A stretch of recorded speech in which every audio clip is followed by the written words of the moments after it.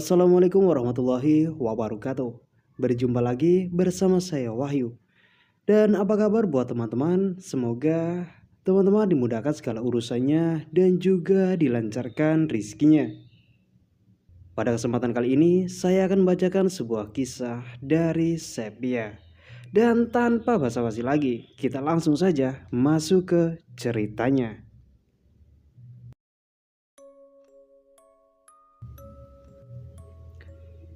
Siang hari, tepatnya pada saat jam makan siang, Raya mengajakku mampir ke sebuah warung yang terletak di depan gedung kantor perkebunan kopi. Secara tidak sengaja, aku mendengar obrolan dua orang gadis yang usianya sebaya denganku. Dari baju yang mereka pakai sudah dapat dipastikan jika mereka pegawai di kantor perkebunan kopi. Karena ceritanya sangat menarik untuk disimak, secara terang-terangan aku nimbrung bersama dua gadis yang sudah menyelesaikan makan siangnya. Kedua mata mereka menatapku curiga karena aku yang tidak diundang secara tiba-tiba duduk satu meja bareng mereka. Maaf mbak, saya Riri, kataku sambil mengulurkan tangan salam perkenalan pada kedua gadis tersebut. Ceritanya bagus, apa boleh saya ikut mendengarkan? Soalnya saya baru tinggal di sini, tetapi dulunya saya asli orang sini. Lanjutku setelah menjabat tangan mereka bergantian. Gak usah pakai bahasa formal, kamu keponakan Pak Awing kan? Kata gadis bernama Farah berambut pirang panjang tersebut. Sementara di sebelahnya seorang gadis yang mengenakan hijab krim tengah duduk sambil menikmati segelas es teh. Raya yang mengetahui aku duduk bersama Farah dan Mbak Elka nampak terkejut setelah ia memesan dua nasi beserta es jeruk. Tetapi Farah yang saat itu baru ku ketahui adalah keturunan keluarga Ramlan, sang pemilik perkebunan kopi. Tidak masalah dengan kehadiran diriku, menyuruhnya untuk ikut duduk satu meja bersama kami. Farah kembali melanjutkan ceritanya. Pak Kurto, mungkin kalimat itu lebih tepat untuk judul cerita kali ini. Sebuah lelaku yang dijalani seorang kepala keluarga dengan menjalani lelaku aneh setelah mendapatkan bisikan gaib. Di desa seberang, cerita ini sudah banyak diketahui oleh warganya. Pak Dul, seorang kepala keluarga dengan satu istri dan 3 orang anak. Lelaku yang dijalani Pak Dul bermula ketika masalah ekonomi menguji keluarganya. Dulunya, Pak Dul merupakan orang yang kurang baik budi pekertinya. Hampir tidak ada tetangga atau orang yang mau berkawan dengannya. Hingga suatu malam, Pak Dul mendapatkan bisikan gaib dengan melakukan lelaku aneh yang harus ia jalani agar kaya. Setiap hari mulai petang, Pak Dul tidak makan dan minum hingga pagi. Ketika malam, ia akan berjalan menuju suatu tempat angker untuk melakukan ritualnya. Suatu tempat yang tidak pernah orang jamah saat malam menjelang. Di bawah pohon kapuk, dengan beberapa pohon kamboja yang tumbuh di sekelilingnya, Pak Dul duduk bersila dengan bertelanjang dada, dengan mulut komat kamit membaca kalimat dalam bahasa Jawa kuno. Bapak 3 anak tersebut melakukan ritual terlarang di pinggir perkebunan kopi setiap malam. Sejenak aku berhenti mengunyah makanan yang sudah terlanjur masuk ke dalam mulut. Bihen, si pemilik warung menambahi, jika ketiga anak Pak Dul mulai gila satu persatu. Dan yang lebih parahnya lagi, anak sulung Pak Dul menggagahi ibu kandungnya sendiri. Itu yang Bihen tahu melalui kabar burung dari orang-orang yang mampir ke warungnya itu. Farah terlihat berat untuk melanjutkan ceritanya. Matanya menatap ke arah luar pada bangunan kokoh kantor tempatnya bekerja. Tidak disangka, ekonomi keluarga Pak Dul memang mulai membaik. Bahkan hari demi hari, Kekayaannya semakin bertambah. Dengan bertambahnya harta tidak menjadikan Pak Dul rendah hati, melainkan kekikirannya semakin menjadi. Pernah Pak RT setempat menarik iuran dana sebesar 10.000 per satu keluarga setiap bulan untuk tanah makam. Hal itu sudah didiskusikan. Sebelumnya oleh warga bersama perangkat desa. Karena tanah pemakaman di desa sudah terlalu penuh. Ngapain pakai iuran segala?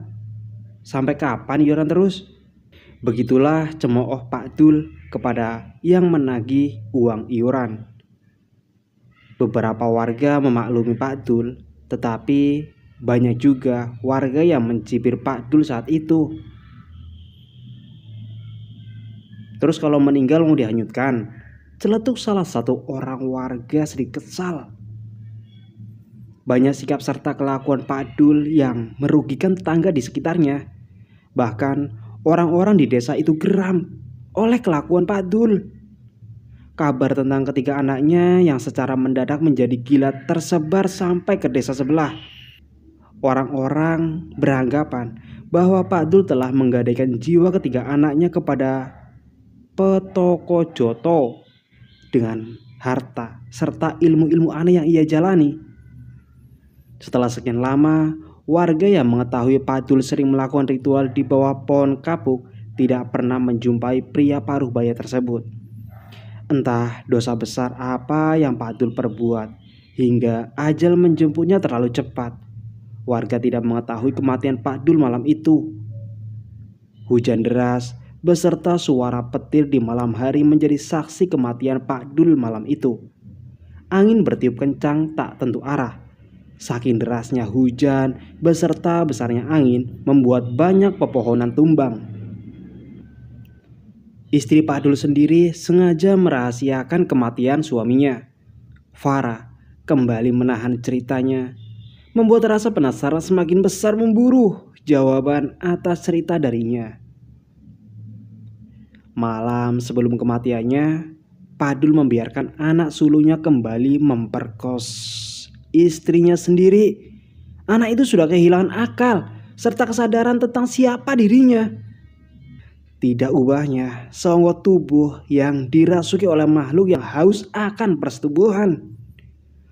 Malam itu istri Pak Dul melihat senyuman yang berubah menjadi tawa kesenangan ketika melihat istrinya diperkaos oleh sosok makhluk buas yang menggunakan tubuh anak sulungnya sebagai wadah. Jeritan permintaan tolong dari istrinya tidak ia hiraukan. Seakan-akan Pak Dul puas dengan kemalangan yang menimpa istrinya. Biadab. Setelah selesai menggagahi istri Pak Dul, anak sulungnya keluar begitu saja dengan senyuman tanpa arti. Entah untuk berapa kalinya dalam sehari, istri Pak Dul mendapat perlakuan tidak senonoh dari anak kandungnya sendiri. Kejadian yang membuat luka di hatinya atas noda dosa besar dari perbuatan Pak Dul membuat istri Pak Dul melakukan kenekatan. Dengan daster yang sudah acak-acakan, wanita tersebut berjalan gontai menuju dapur. Tangannya meraih sebuah pisau dapur, kemudian menggenggamnya erat. Pandangan matanya kosong, senyum tersungging di bibir tipis wanita beranak 3 tersebut. Kemudian ia melangkah menuju tempat di mana Pak Dul berada. Suara petir di malam hari tidak membuat surut niatnya yang hendak mengakhiri hidup suaminya. Bisikan dari anaknya sewaktu menggagahi wanita tersebut yang berkata, "Bunuh suamimu agar semua ini selesai, dan kau akan terbebas selamanya dari dosa keji." Pak Dul berada di kamar paling belakang. Ia sedang bersila dengan konsentrasi penuh. Ketika istrinya memasuki ruangan kamar tempatnya berada dengan pisau yang disembunyikan di balik punggung, bersiap menikam Pak Dul dari belakang. Tras! Kejadian itu sangat cepat Dari arah belakang, istri Pak Dul menyayat leher suaminya. Darah keluar banyak. Dari luka lebar, bekas sayatan benda tajam. Anak sulung Pak Dul yang melihat hal itu kegirangan sambil bertepuk tangan keras atas meninggalnya Pak Dul. Mati, mati, mati. Suara teriakan anak tersebut dengan mata melotot ke arah Pak Dul yang tengah meregang nyawa sambil memegangi lehernya. Setelah Pak Dul tidak bernyawa, dengan dibantu oleh anak sulungnya, istri Pak Dul membungkus tubuh tak bernyawa suaminya dengan kain jari yang ia ambil dari lemari. Kemudian, mereka berdua menggali lubang kubur di dalam rumah mereka sendiri untuk mayat Pak Dul. Pria tersebut dimakamkan secara tidak layak oleh kedua anggota keluarganya sendiri. Hingga malam mereka mendapatkan teror dari hantu Pak Dul. Beberapa warga yang sedang berjaga malam melihat Pak Dul berjalan mondar-mandir melintas jalan menuju rel kereta dengan badan dililit oleh kain jarik. Teror semakin mencekam di malam-malam berikutnya. Banyak orang menyadari jika sosok Pak Dul yang mengenakan kain jarik adalah jelmaan dari hantu. Remaja-remaja yang biasa nongkrong di warung kopi hingga larut malam dibuat lari terbirit-birit dengan datangnya sosok Pak Dul yang mengenakan kain jarik menutupi tubuhnya. Mereka menyebutnya dengan hantu Pak Kurto, orang gila yang meninggal sebelum menyelesaikan lelakunya. Setiap malam, Pak Dul mengetuk pintu rumah penduduk, meminta siapa saja yang ia temui untuk mensucikan ulang dirinya dan menguburkan yang layak. Kejadian itu memicu timbulnya kecurigaan warga setempat. Pasalnya, Pak Dul sudah jarang terlihat. Bahkan rumahnya tertutup rapat seolah tidak berpenghuni. Salah seorang warga menuturkan jika istri Pak Dul beserta 3 anaknya terlihat memasuki perkebunan kopi. Itu adalah terakhir kalinya beberapa warga melihat istri dan ketiga anaknya keluar rumah seperti orang normal. Busri, tetangga sebelah kiri rumah Pak Dul menuturkan jika istri Pak Dul terlihat bersenda gurau bersama ketiga anaknya waktu itu. Sampai sekarang, istri dan ketiga anak Pak Dul tidak pernah ditemukan.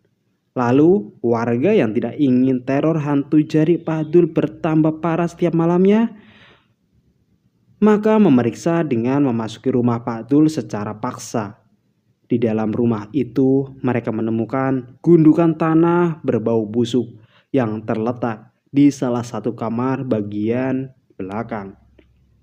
Setelah digali, mereka mendapati mayat Pak Dul yang sudah membusuk, masih memakai pakaian lengkap dan ditutup kain jarik yang menyerupai pocong.